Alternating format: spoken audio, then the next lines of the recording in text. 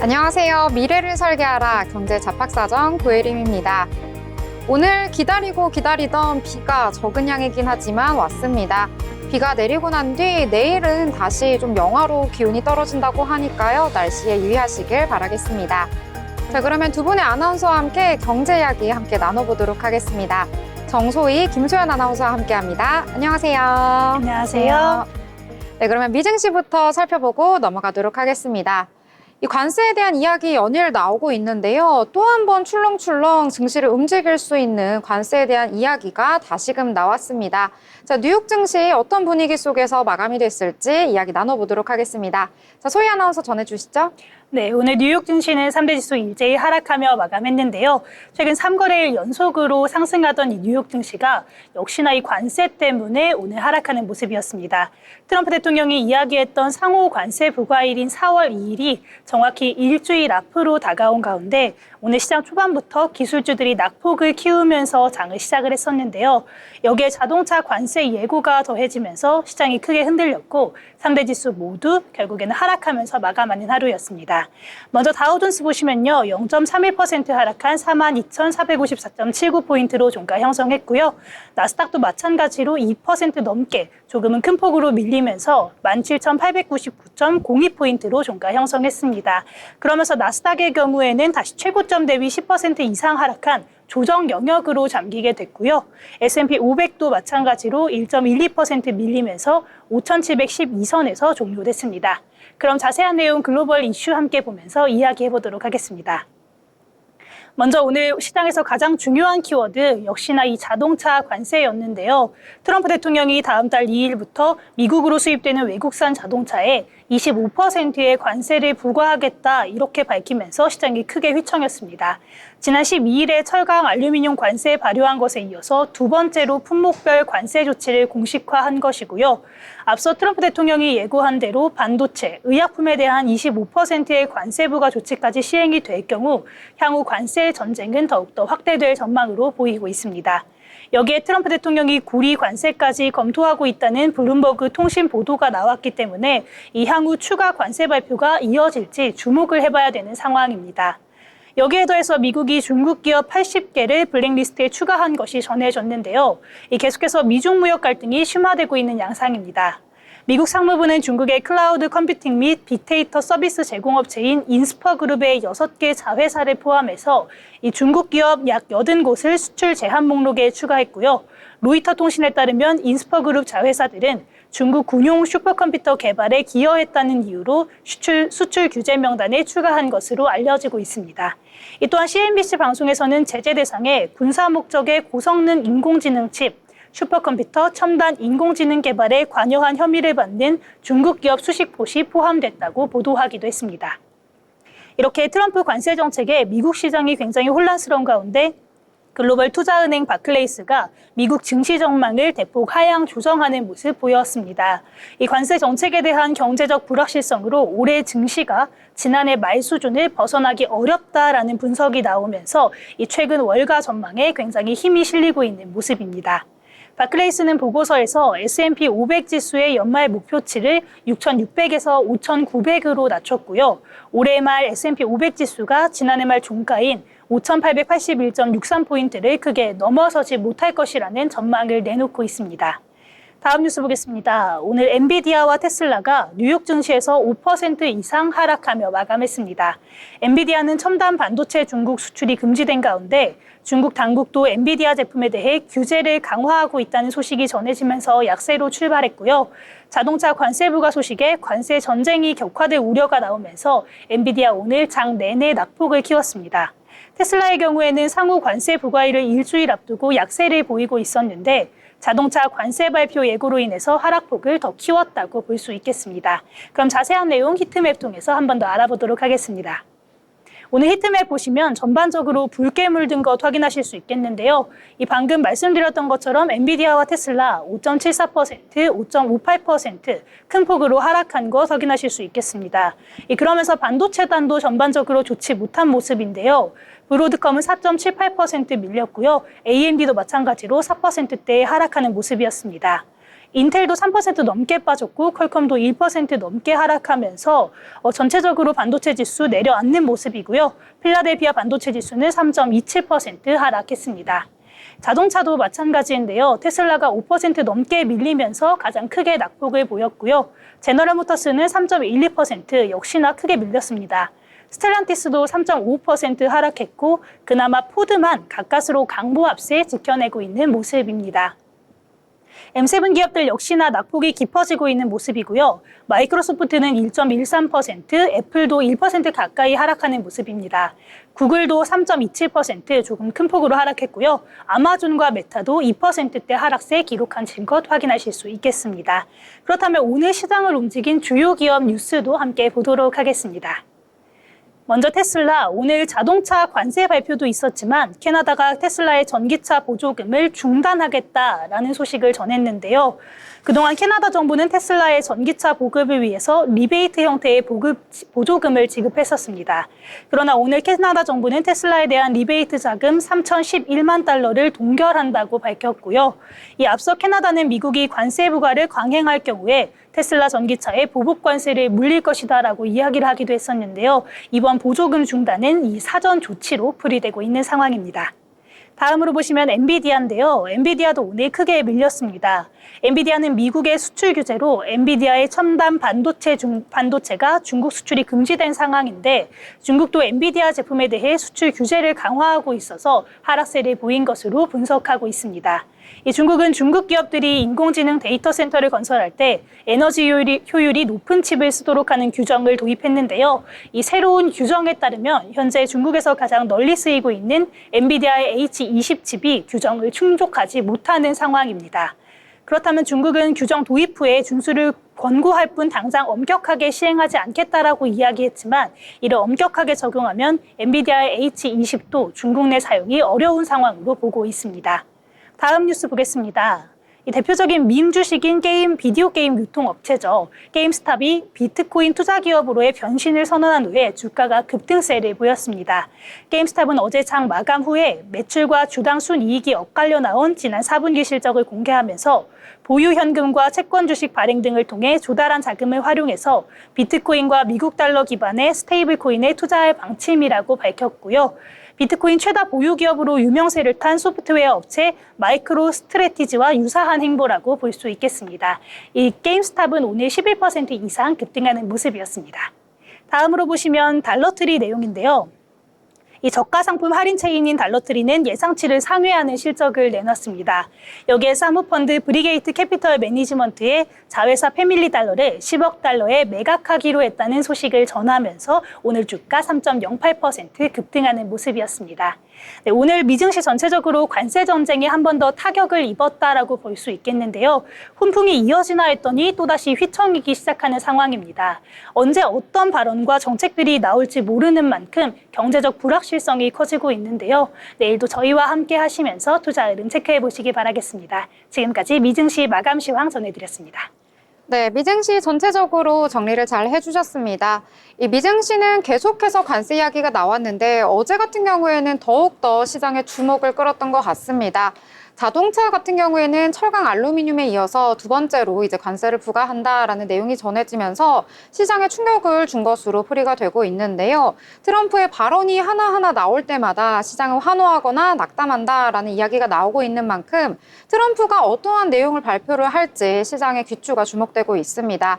더불어서 S&P 500 지수 같은 경우에는 2월보다 10% 이상 떨어지는 모습 보여서요. 이 조정 영역에 들어섰다라는 평가까지 나오고 있다는 점 참고하시길 바라겠습니다.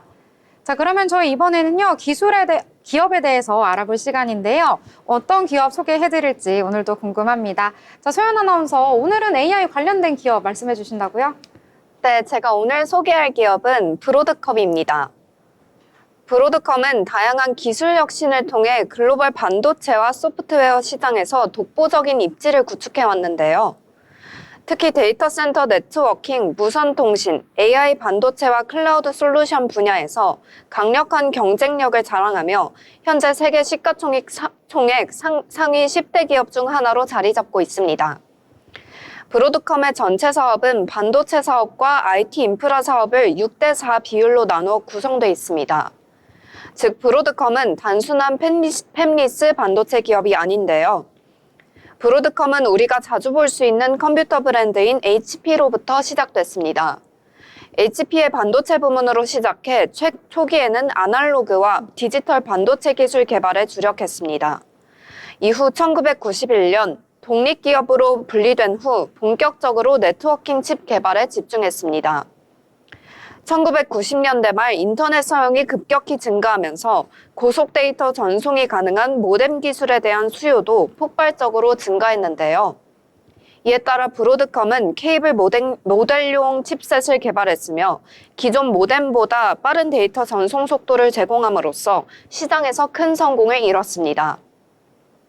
2000년대 들어서면서 무선 기술이 주목받기 시작했고 브로드컴은 와이파이, 블루투스와 같은 무선 통신 표준을 지원하는 칩셋 개발에 집중했습니다.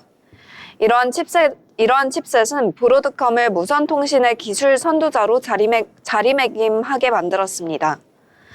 브로드컴은 단순한 테크 기업이 아닌 기업 인수를 전문으로 하는 사모펀드처럼 성장했습니다. 적극적인 인수합병 전략을 펼치며 기업 가치를 확대해왔고 2006년부터 지금까지 총 1,500달러에 이르는 기업 인수를 진행해왔는데요. 2009년에는 네트워크 통신의 필수적인 기술을 개발하는 DTV 사업부를 인수해 전 세계 셋톱박스와 TV에 필요한 무선 통신 솔루션 분야에 기술력을 강화해왔습니다. 2015년 반도체 기업 아바고 테크놀로지가 브로드컴을 인수하며 새로운 전환점을 맞이했는데요. 아바고 테크놀로지스는 데이터 센터와 네트워크 장비에 필요한 고성능 반도체 제조하는 회사로 브로드컴과의 인수합병을 통해 통신 네트워크와 데이터 센터에 필요한 반도체 솔루션을 통합 제공할 수 있게 됐습니다. 이처럼 인수합병을 통해 브로드컴은 더욱 광범위한 시장에서 경쟁력을 확보하며 현재 통합된 브로드컴이라는 이름으로 성장하게 됐습니다. 최근 AI와 머신러닝 발전에 따라 브로드컴은 데이터 센터와 클라우드 컴퓨팅 칩셋 개발에 집중하고 있는데요. 브로드컴의 CEO는 AI 기술 혁신이 BAI 시장 성능을 크게 능가할 것이라고 전망하며 AI에 대한 회사의 전략적 투자를 강조했습니다. 이처럼 브로드컴은 데이터 전송 속도와 연산 성능을 극대화하는 고성능 칩셋을 공급하며 데이터 센터 운영의 효율성을 높이고 있습니다. 브로드컴의 데이터 센터 솔루션은 구글, 아마존, 마이크로소프트와 같은 대형 기술 기업들과 협력 관계를 맺고 있고 이러한 협력 관계는 브로드컴이 빠르게 성장할 수 있는 원동력이 되고 있습니다. AI 반도체 시장이 앞으로도 빠른 성장이 예상되는 만큼 브로드컴은 2027년도까지 AI 관련 매출이 600억에서 900억 달러에 이를 것으로 전망하고 있습니다. 이는 연간 62% 성장률을 의미하는데요. 브로드컴은 단순한 반도체 제조사를 넘어 통신과 연결을 위한 핵심 기술을 제공하는 글로벌 리더로 자리매김했습니다. 5G 네트워크와 AI의 확산, 데이터 센터의 빠른 발전 속에서 브로드컴의 역할은 더욱 커지고 있습니다. 앞으로도 브로드컴은 첨단 기술 분야에서 경쟁력을 더욱 강화할 것으로 보입니다. 현재 AI 산업의 반도체는 현재 90% 점유율을 차지하고 있는 엔비디아인데요. 그럼에도 불구하고 브로드컴은 성장과 경쟁력을 통해 틈새를 차지하고 이제는 주도권 경쟁까지 넘보고 있습니다. 브로드컴 꾸준한 관심 가지면 도움이 되리라 생각합니다. 오늘 제가 준비한 소식은 여기까지고요. 다음에도 좋은 소식으로 찾아뵙겠습니다. 네, 오늘 브로드컴에 대해서 함께 알아봤습니다. 일단 팹리스 회사인데요. 이 반도체 회사 같은 경우에는 크게 두 가지로 나뉩니다. 설계를 하는 팹리스가 있고요. 직접 생산을 하는 파운드리가 있는데요. 브로드컴 같은 경우에는 팹리스 회사다라고 보시면 되겠고요. 주가 같은 경우에도 5년 차트로 살펴보시면 꾸준하게 우상향을 하고 있다라고 보실 수가 있겠습니다. 5년 전에 비해서 주가가 7배에서 8배가량 뛰었거든요. 계속해서 꾸준한 우상향하는 기업이라는 점 참고하시길 바라겠습니다. 자, 그러면 저희 이번에는요, 뉴스를 알아볼 시간인데요. 경제면 알기 쉽게 요약해 드리도록 하겠습니다. 자, 소희 아나운서 오늘 어떤 내용인가요? 네, 오늘 제가 첫 번째로 가져온 뉴스는요. 흑해 유전 합의했지만 러 수출 제재 완화는 논란이라는 제목의 기사입니다. 러시아와 우크라이나가 미국의 중재로 흑해에서 무력 사용을 중단하기로 합의했습니다. 전쟁 이후 첫 휴전 성과로 평가되지만 구체적인 발효 시점이나 조건을 놓고는 여전히 입장이 엇갈리고 있는 상황입니다. 이번 합의는 사우디아라비아에서 열린 3자 협상 결과인데요. 미국과 러시아는 해상에서 군사행동을 중단하고 에너지 시설 공격도 30일간 멈추기로 합의했습니다. 다만 우크라이나는 바로 발효됐다고 보는 반면에 미국과 러시아는 시점을 명확하게 밝히지는 않은 상황이고요. 논란이 되고 있는 부분은 미국이 러시아의 농산물과 비료 수출에 대한 제재 완화를 시사한 점입니다. 우크라이나는 사전 협의 없이 제재를 완화하는 건 받아들일 수 없다고 반발하고 있는데요. 백악관은 러시아의 해상보안비 절감, 항구와 결제 시스템 접근 보장을 돕겠다고 밝히면서 이 제재 완화가 현실화될 가능성이 높게 제기되고 있습니다. 영토 문제 같은 핵심 쟁점이 여전히 남아있는 만큼 이번 합의가 실질적인 휴전으로 이어질 수 있을지 앞으로도 조금 더 지켜봐야 할 것 같습니다. 다음 뉴스 함께 보겠습니다. 미국 증시 달러 약세 보이자 선진국 분산투자 ETF 부상. 지난해 전 세계 주요국 가운데 유일하게 20%가 넘는 연수익률을 기록했던 미국 증시가 최근 조정 흐름을 보이자 투자자들이 독일, 프랑스, 일본 같은 다른 선진국으로 눈을 돌리고 있는 모습입니다. 특히 환율 리스크를 줄이기 위해 환해지형 분산투자 ETF에 자금이 쏠리고 있는데요. 실제로 미국과 캐나다를 제외한 선진국에 투자하는 헤파 ETF는 최근 한 달 동안에 약 2조 2천억 원이 순유입됐습니다. 이 상품은 일본, 영국, 프랑스, 스위스, 독일 같은 주요 선진국에 고르게 투자하고 있고요. 또 금융, 산업재, 헬스케어 같은 다양한 업종에 분산 투자를 하고 있어서 안정적인 수익을 기대할 수 있다는 평가가 나오고 있습니다. 올해 들어서 유럽 주요국 증시가 두 자릿수 상승률을 기록하면서 수익률 측면에서도 주목받고 있는데요. 독일 닥스 지수는 연초 대비 15% 넘게, 프랑스 까크 40과 스위스 SMI 지수도 10% 가까이 올랐습니다. 한편 같은 기초지수를 추종하는 환 노출형 ETF에서는 오히려 자금이 빠져나간 반면에 환 해지형 상품에는 수요가 몰리면서 환율에 대한 불확실성을 피하려는 움직임이 뚜렷해지고 있다고 볼 수 있겠습니다. 다음 뉴스 보겠습니다. 외국인 공매도 공세 시동, 차입 수량 4배 늘렸다. 다음 주 공매도 재개를 앞두고 외국인의 주식 차입 규모가 이달 들어 급격히 늘었습니다.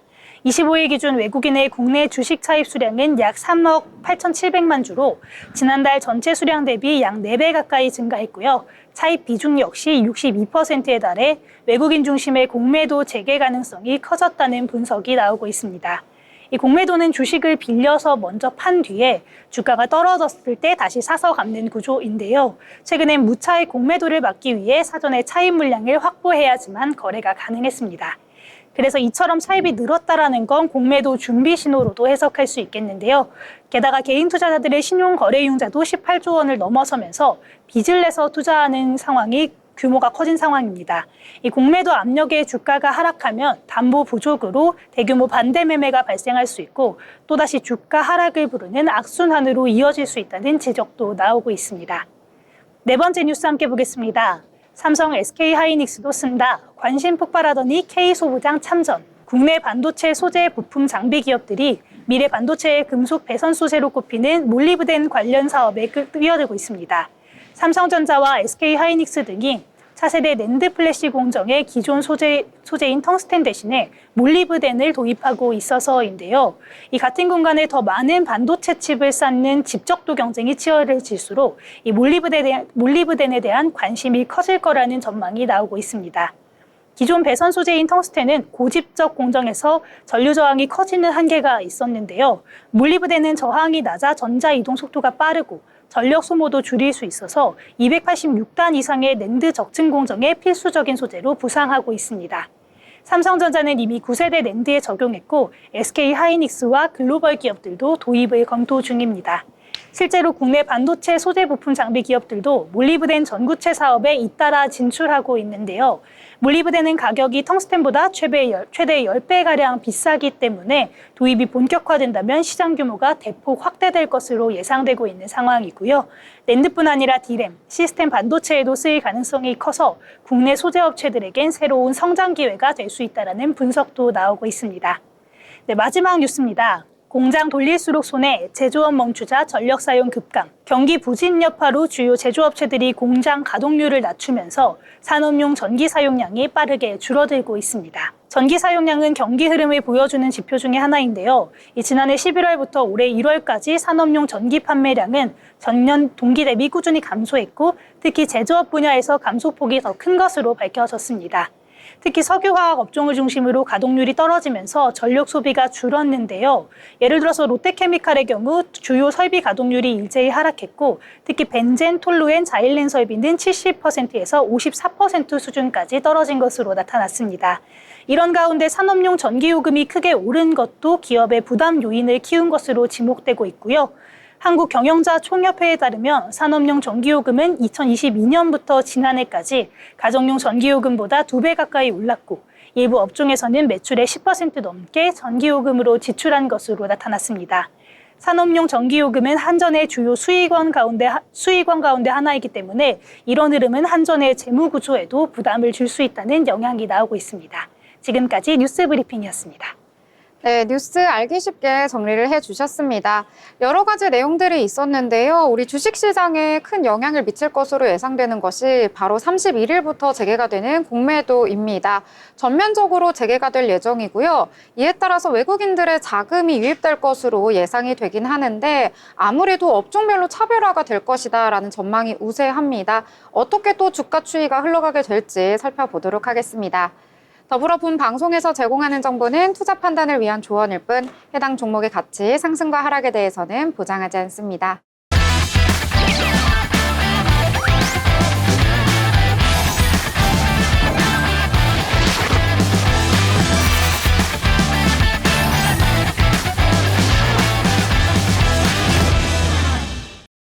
네, 이번 시간은 돈을 잘 벌고 싶은 고수가 되고 싶은 아나운서들이 모여서 주식 이야기, 경제 이야기 함께 나눠보도록 하겠습니다. 자, 먼저 국내 증시 분위기 살펴보고 넘어가려고 하는데요. 일단 미증시의 분위기는 좋지가 않았습니다. 이 트럼프 대통령의 자동차 관세 발언에 따라서 주가가 좋지 않게 흘러갔었는데 국내 증시까지도 이런 분위기 계속해서 영향을 미친 것 같습니다. 코스피와 코스닥 모두 하락을 하면서 마감을 했는데요. 코스피 같은 경우에는 전거래일 대비 1.39% 하락하면서 2607선에서 거래를 마쳤습니다. 거의 저점 부근에서 마감을 했다라고 보실 수가 있겠고요. 수급 같은 경우에도 오늘 코스피에서는 외국인은 매수 우위 보였고 기관 같은 경우에는 매도로 대응하는 모습 보였는데요. 이 코스피 시장에서의 더욱더 하방 압력을 가했던 건 오늘은 바로 기관이었습니다. 장중 내내 계속해서 매도 물량 키워가면서 3천억 원 넘게 매도 우위를 보였다라고 보실 수가 있겠고요. 외국인 같은 경우에는 장중에 매도세가 컸었는데 장 막판 들어서 매수로 돌아서는 모습 나타났다라고 보실 수가 있겠습니다. 이 코스닥 같은 경우에도 역시 장중에 잠깐 빨간불을 켜긴 했었는데요. 계속해서 낙폭을 키우는 모습이 나타났습니다. 전거래일 대비 1.25% 하락하면서 707선에서 거래를 마친 모습 나타나줬습니다. 수급 같은 경우에도 코스닥에서는요, 물량이 그렇게 크진 않지만 그래도 외국인과 기관 동반 매도 포지션 잡았다라고 보실 수가 있겠고요. 외국인 같은 경우에는 매도 물량 굉장히 컸었는데 오후 3시가 넘어서면서 조금은 그 물량을 줄였다라고 보실 수가 있을 것 같습니다. 시가총액 상단에 위치한 종목들 오늘은 좀 참담한 모습이 아닐까 싶습니다. 코스피와 코스닥 모두 파란불 켜는 모습이 많이 보였는데요. 특히 코스피 시장에서는 대형주들의 약세가 눈에 띄었습니다. 오늘 같은 경우에는 아까 자동차 관세 언급을 해드렸었는데 현대차와 기아 모두 큰 폭으로 떨어지는 모습 나타나면서 현대차는 4%대, 기아 같은 경우에는 3%대 내리면서 마감을 했고요. 또 반도체 업종 같은 경우에도 삼성전자만이 그나마 선방을 했다라고 보실 수가 있겠습니다. 이 코스닥 같은 경우에도 역시 하락폭이 굉장히 컸습니다. 오늘 같은 경우에는 HLB만이 6%대 상승을 하면서 마감을 했는데요. 지난번에 하한가 맞은 이후에 4거래를 연속해서 상승하고 있다라고 보실 수가 있을 것 같고 나머지 같은 종목들은 모두 다 내리면서 마감을 했다라고 보실 수가 있을 것 같습니다. 자, 오늘 같은 경우에는요, 그렇게 올랐던 테마 찾기가 쉽지 않았고요. 올랐던 종목도 좀 보기가 어려웠는데요. 그럼에도 오늘 장에서 올랐던 테마, 그리고 내렸던 테마들 함께 이야기 나눠보도록 하겠습니다. 자, 소희 아나운서 어떤 이야기부터 우리 해볼까요? 네, 오늘 제가 가져온 종목 뷰티 종목인데요. 혹시 우리 아나운서님들 메디큐브라는 이름 들어보셨나요? 네, 들어봤어요. 왜냐면 저희 방송에서 여러 가지 이야기들 나누잖아요. 그때 메디큐브 부스터 프로가 좋다는 이야기를 듣고 제가 실제로 구매를 했습니다. 어떠셨나요, 혹시? 사용해가지고요. 이게 근데 홈케어 기기다 보니까 확 드라마틱하게 바뀌기보다는 이렇게 미세하게 조금씩 좋아지는 느낌이라고 저는 생각을 하는데 화면에는 예뻐 보이지가 않게 바뀌고 있는 것 같아요. 혹시 우리 소연 아나운서님도 들어보셨나요? 네, 저도 들어봤는데요. 제가 K뷰티 업계에서 잠깐 일을 했었는데 그 당시에 굉장히 핫한 브랜드로 떠오르고 있었기 때문에 네, 그래서 많이 접해봤습니다. 미리 알아보셨군요. 네. 네, 이 메디큐브를 가지고 있는 바로 회사죠. 오늘 첫 번째로 가져온 종목 메디큐브 브랜드를 운영 중인 APR입니다. 이 APR은 뷰티 테크 기업인데 어제 증권가에서 APR의 올해 1분기 실적이 기대치를 웃돌 전망이라는 분석이 나오면서 목표 주가 기존 7만 원에서 9만 원으로 상향 조정한 바가 있었는데요. 특히 해외 매출이 크게 늘 것이라고 분석을 했는데 어제 이렇게 증권사의 분석이 나오면서 오늘 투심이 자극된 것으로 보입니다. 오늘 장 시작부터 상승세로 출발을 했는데요. 증권사에서는 APR의 올해 해외 매출 비중은 67%에 달할 것으로 보고 있습니다. 가장 높은 성장세를 보일 것으로 예상되는 국가가 바로 미국과 일본으로 예상하고 있고요. 미국의 경우에는 지난해 전체 매출의 44%에 달하는 매출이 4분기에 집중이 됐는데 계절적인 요인을 무시하고 올 1분기에도 판매 호조가 이어지고 있는 상황입니다. APR의 올해 1분기 실적은 매출액 2,250억 원으로 전년 동기 대비 51% 증가했고요. 영업이익은 410억 원으로 같은 기간 48% 늘어서 시장의 예상치인 매출 2,130억 원, 영업이익 372억 원을 상회할 것으로 보고 있습니다. 특히나 메디큐브 같은 경우에는 미국 아마존 빅스프링 세일에서 아마존 뷰티 카테고리 전체 1위와 5위를 차지하면서 브랜드 최초 1위를 달성하기도 했습니다.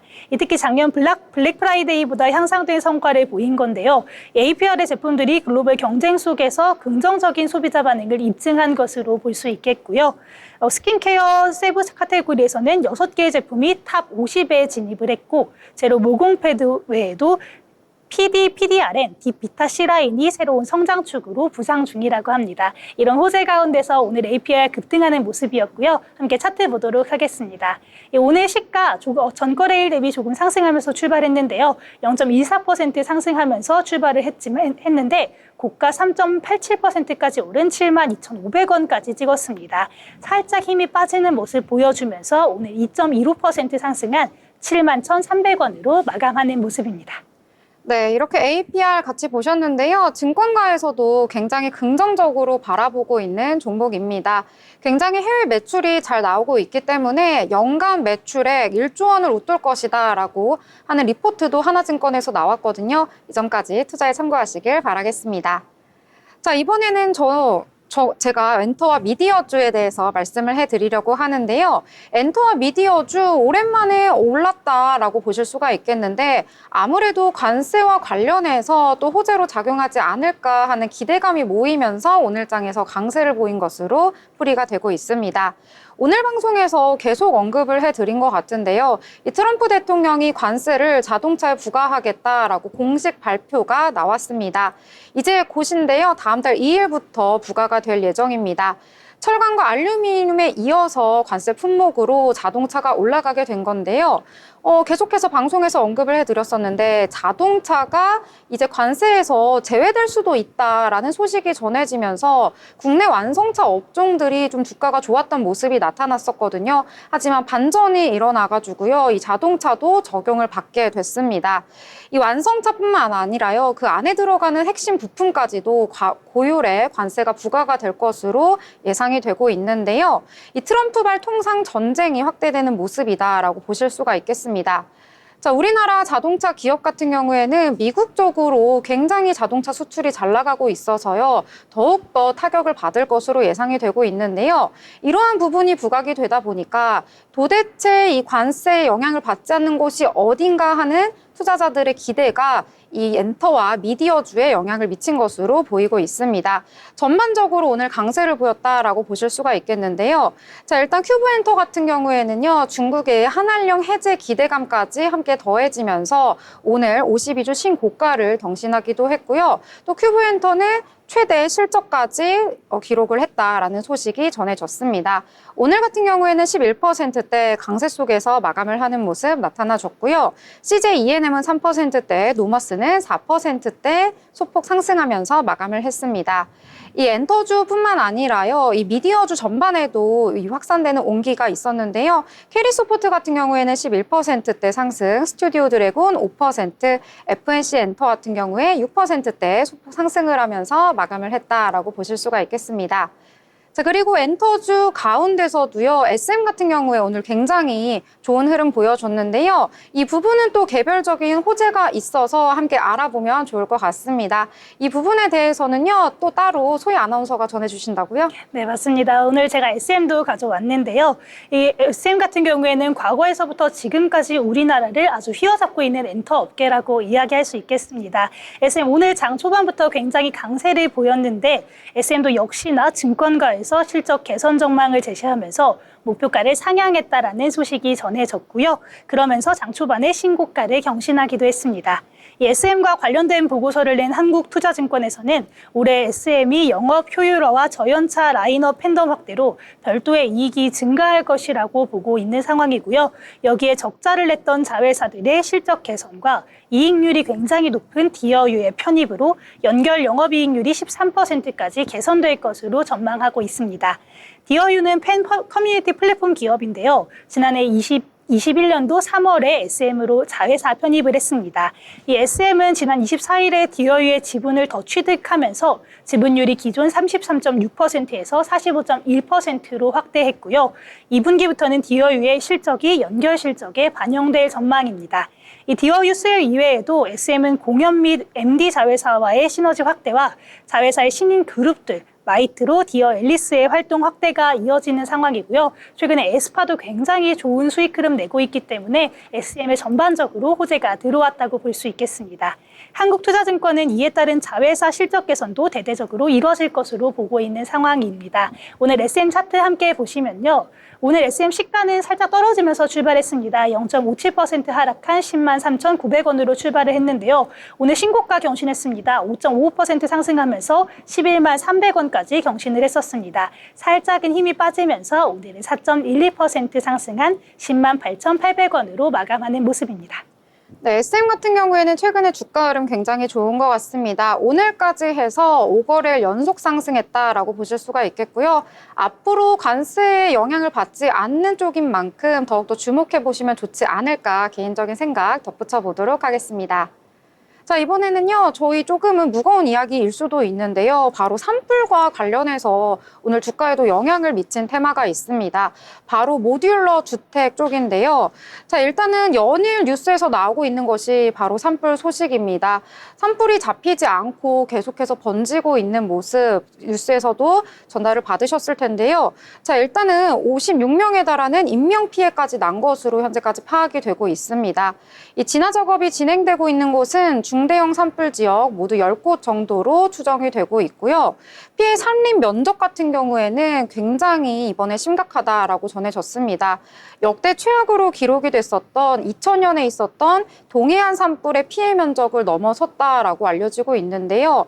지금 오늘 같은 경우에 골든타임이다라고 할 정도로 오늘을 넘어서면 더욱더 산불을 잡기가 어려워질 수도 있다라는 이야기까지 나오고 있는데요. 이와 관련해서 이재명 대표가 안동을 찾았다라는 소식이 전해졌습니다. 경북 안동을 찾아 신속한 지원을 하겠다라는 약속을 했다고 하는데요. 일단은 이재민들을 위로를 먼저 했고요.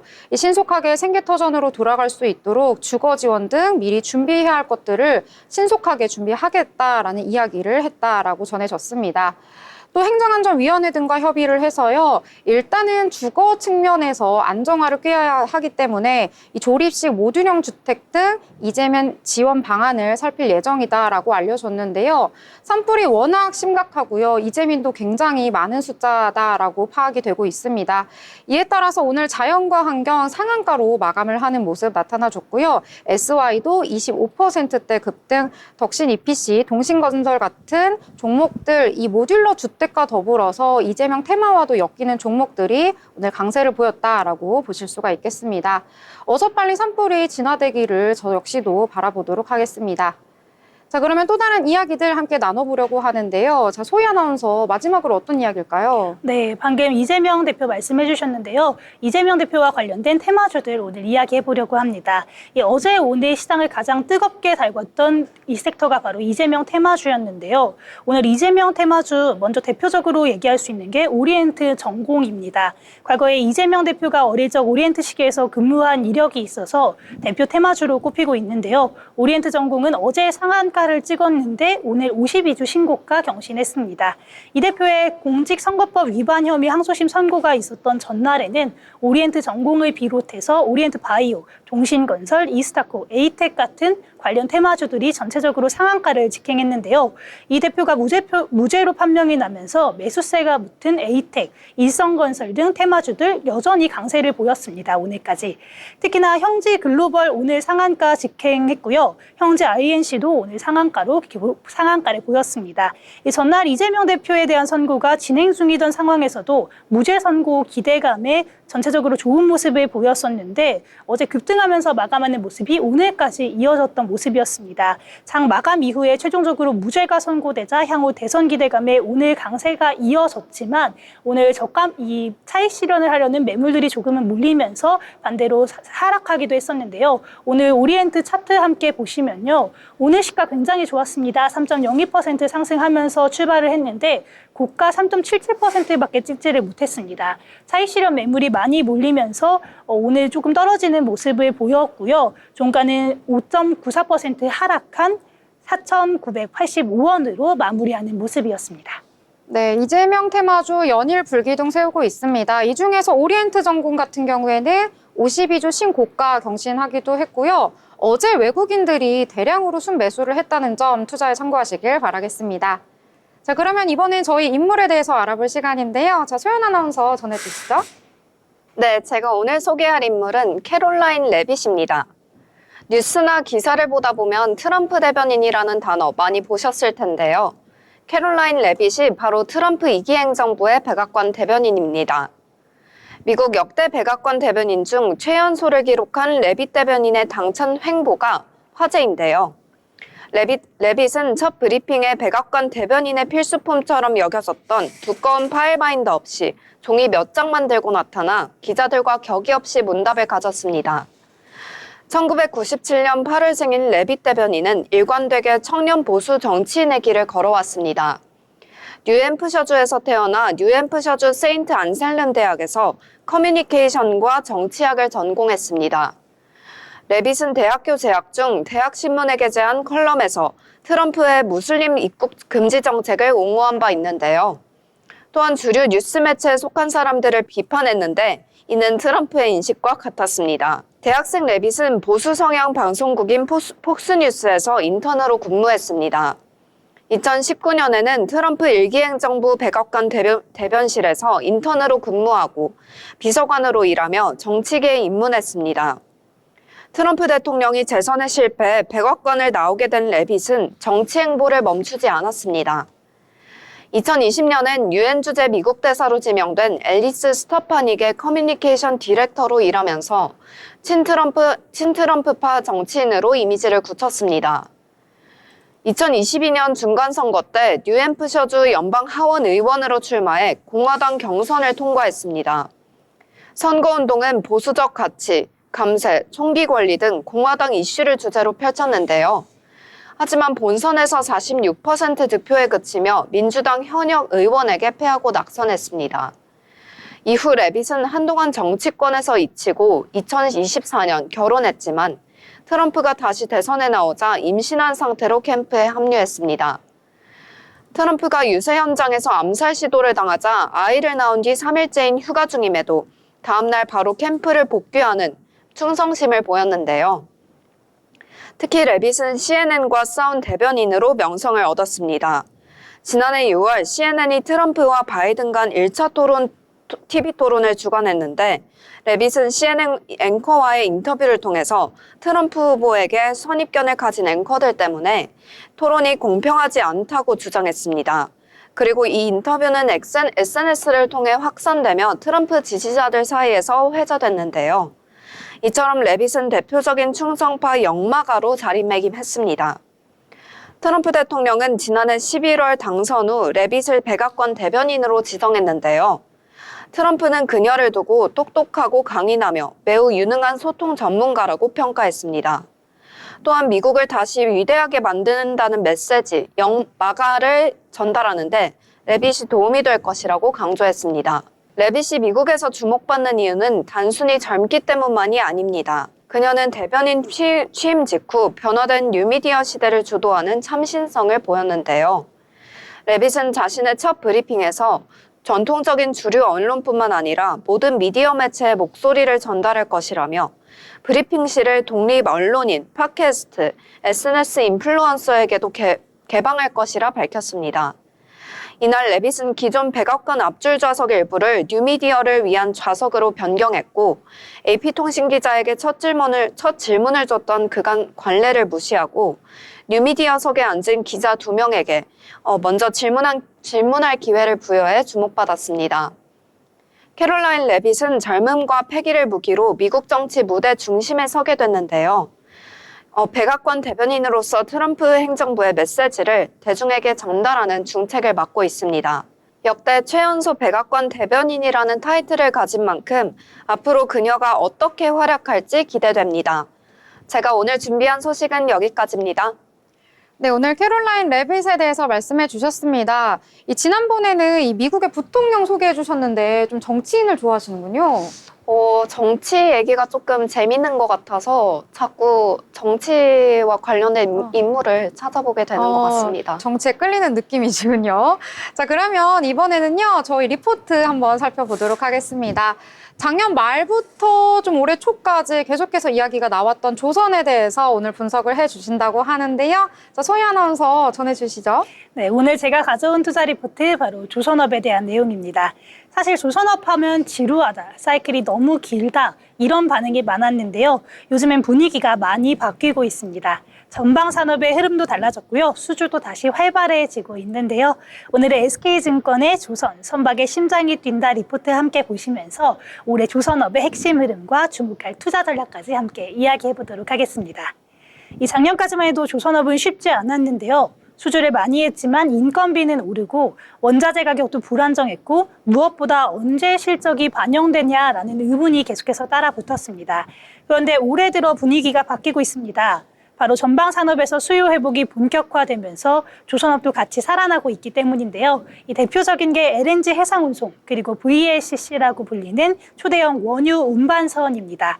글로벌 지정학적 리스크가 늘어난 지금 국가별로 에너지 자금률 확보에 나서면서 LNG 수송은 굉장히 필수적인 내용이 되었고요. 또 러시아 우크라이나 전쟁 여파, 또 중동 긴장으로 인해서 해상 물류 흐름도 바뀌면서 노후 선박을 교체하려는 수요도 커지고 있는 상황입니다. 좀 더 구체적으로 들어가 보면 올해 전 세계 선박 발주는 LNG선과 VLCC 중심으로 몰리고 있는데요. 특히 LNG선은 지금 업계에서 황금알이라고 불릴 정도로 수익성이 굉장히 굉장히 높은 사업입니다. 가격도 비싸고 기술 진입 장벽도 높기 때문인데요. 현재까지 올해 LNG 선발주는 벌써 연초에 수주 목표의 절반가량을 달성한 상황이고요. VLCC도 유가 반등과 물류망 재편 속에서 수요가 점진적으로 늘어나고 있습니다. 여기에 탄소 배출 규제 강화로 인해 암모니아 추진선, 이중 연료 선박 같은 친환경 선박 수요도 늘고 있어서 전체적으로 수주의 질이 좋아졌다라는 평가가 나오고 있습니다. 그렇다면 이렇게 늘어난 수주가 언제부터 실적에 반영이 될까요? 정답은 바로 올해부터인데요. 조선업은 수주하고 나서 선박을 실제로 건조하고 인도하기까지가 보통 2에서 3년 정도 걸립니다. 즉 21년도, 22년도에 대규모로 수주했던 선박들이 이제서야 인도되고 있기 시작하고 있는 거고요. 이런 구조 덕분에 24년도 하반기부터 26년도까지는 조선업의 실적이 연속적으로 개선되는 시기가 될 가능성이 높다라고 보고 있습니다. 게다가 최근에 후판 가격이 안정되면서 제조원가 부담도 줄어들고 있고요. 고정비 부담도 낮아져서 이 마진도 좋아지고 있는 상황입니다. 그럼 이런 환경 속에서 어떤 기업들이 수혜를 받을까요? 이 중요한 건 기술력과 생산 능력입니다. 특히 친환경 선박, 고사양 LNG선은 아무나 만들 수 있는 제품들이 아니거든요. 그렇기 때문에 이 부분에서 한국 조선사들의 경쟁력이 확실히 부각되고 있다. 이렇게 볼 수 있겠습니다.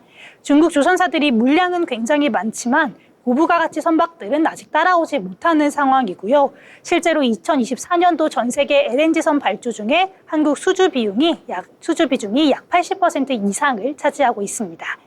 그렇다면 이제 개별 종목 이야기로 넘어가 봐야겠죠. 이번 리포트에서 SK증권이 뽑은 탑픽 3사를 이야기해드리려고 하는데요. 특히 엔진과 친환경 장비 분야에서 실적이 본격적으로 시작되는 업체들이 주목을 받고 있습니다. 먼저 HD 현대마린엔진은 세계 1위 선박 엔진 제조사로 이미 글로벌 점유율이 35%를 넘고 있고요. 올해부터는 수주 물량이 본격적으로 실적으로 이어지면서 실적 턴어라운드가 본격화될 전망으로 보고 있습니다. SK증권은 HD 현대마린엔진을 선박 엔진 부분의 탑픽으로 선정했고요. 목표 주가는 43,000원, 상승 여력은 54.4% 수준으로 제시했습니다. 두 번째는 HD 현대마린솔루션인데요. 이 기업은 선박 내 탱크, 스크러버, 제액화 장비, 히트펌프 등 친환경 기자재에서 굉장히 독보적인 기술력을 보유하고 있는 기업입니다. 특히 수주 잔고가 빠르게 증가하고 있고 2025년까지 연평균 매출 성장률이 40%에 육박할 것으로 바라보고 있습니다. SK증권은 이 종목에 대해서 목표 주가 19만 2천 원으로 예상을 했고요. 상승 여력은 36.5%로 진단했습니다. 마지막으로 한화엔진도 눈여겨볼 만한데요. 한화엔진은 올해부터 공격적으로 수주를 늘리고 있고 생산 능력도 확대 중입니다. 특히 선박 추진기, 펌프, 보조 엔진을 중심으로 선박 대체 수요와 함께 수익성이 개선될 것으로 보이고 있고요. 목표 주가는 32,000원, 현재 주가 대비 35.6%의 상승 여력이 제시되고 있는 상황입니다. 결국 이들 기업은 단순한 조선 사이클의 수혜를 넘어서서 이 친환경 규제 대응력, 생산 능력 확대, 기술력 기반의 구조적 성장성을 동시에 갖추고 있다는 점에서 굉장히 눈여겨볼 만한 기업들이라고 할 수 있겠습니다. 마지막으로 조선업에 대한 투자 전략도 살펴봐야겠죠. SK증권에서는 지금 이 사이클의 꼭대기가 아니라고 보고 있습니다. 오히려 실적이 본격적으로 시작되는 초입이라고 보고 있는데요. 이 기술 경쟁력, 충분한 수주 잔고, 여기에 실적 개선, 환율 우호, 비용 안정화까지 3박자가 맞아떨어지고 있기 때문에 지금이 굉장히 장기적인 관점에서 매력적인 투자 시점이라고 볼 수 있겠습니다. 오늘 이렇게 조선업에 대해서 자세하게 살펴봤는데요. 이 업황 사이클의 초입에 있는 지금이기 때문에 선박의 심장이 뛴다라는 이 표현처럼 이 업종은 이제부터 본격적인 실적과 주가 반등을 보여줄 가능성이 굉장히 높은 상황입니다. 아무래도 조선이라는 산업이 어렵고 지루하게 느껴지시는 분들도 많을 것 같은데요. 오늘 저희가 함께 본 리포트처럼 다양한 데이터와 흐름 함께 살펴보시면서 투자 흐름 체크해 보시기 바랍니다. 지금까지 투자 브리핑이었습니다. 네, 조선업에 대해서 함께 알아봤습니다. 작년 11월부터 올해 3월까지 주가가 연일 오르는 모습 보여줬는데요. 특히나 하나오션 같은 경우에는 200%가 넘게 상승을 했고요. 한화엔진도 88%대나 상승을 하면서 흐름이 굉장히 좋다라고 보실 수가 있겠습니다. 이 물 들어올 때 노 저으라고 하잖아요. 조선업에 대해서도 관심 있게 바라보시길 바라겠습니다. 더불어 본 방송에서 제공하는 정보는 투자 판단을 위한 조언일 뿐 해당 종목의 가치, 상승과 하락에 대해서는 보장하지 않습니다.